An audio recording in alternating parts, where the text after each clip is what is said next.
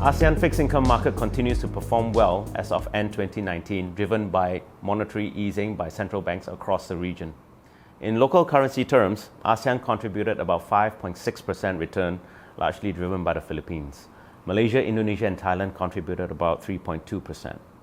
Central banks would now have to sail through rough economic seas, of which we would expect them to remain on a dovish tilt for the remaining parts of 2019. So in the earlier parts of 2019, we were actually hoping that the US-China trade war would come to a resolution.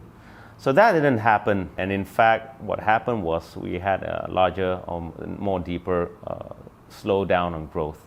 And in that sense, over in Asia, we do see central banks across the region start to change their monetary stance. And over in the US, the job market has started to weaken, especially closer to Q2. And while inflation continues to underperform the Fed's expectations by missing the 2% target. So with that, the Fed actually has changed its interest rate posturing.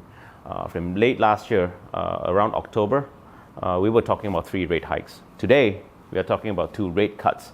So that's about a 125 basis point shift. And over in the ECB, Mario Draghi has announced that interest rates would likely remain low until 2020. And at the same time, the ECB also announced that it will be extending cheap funding to banks in hope to spur economic growth over in the Euro region. Over in the UK, Theresa May resigned, and the front runner to replace her is actually a pro-Brexiter.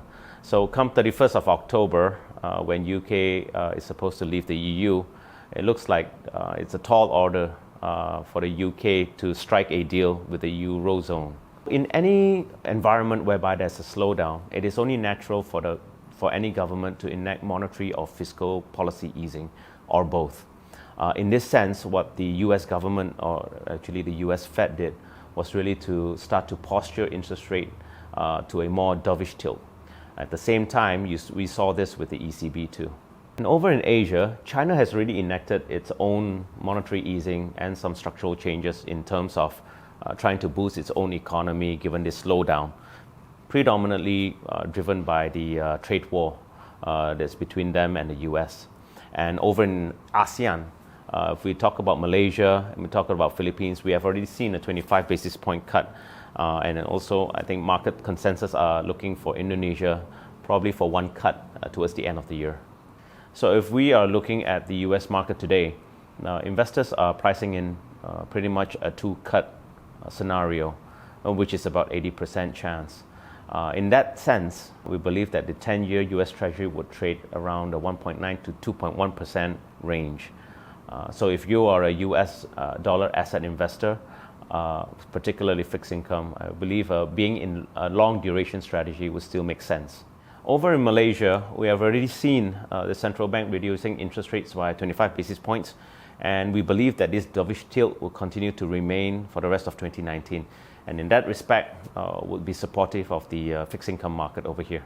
And over in Indonesia, if there's going to be a 25 basis point cut towards the end of the year, we do believe that there are opportunities in the fixed income market there.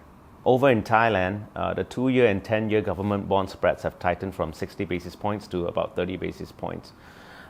With no expectations of any rate cut for 2019, we do advocate a shorter duration positioning for 2019. So in summary, we do retain our long fixed income recommendation largely because of slower global growth and in effect resulting in central banks around the world keeping their monetary policy on an easing stance.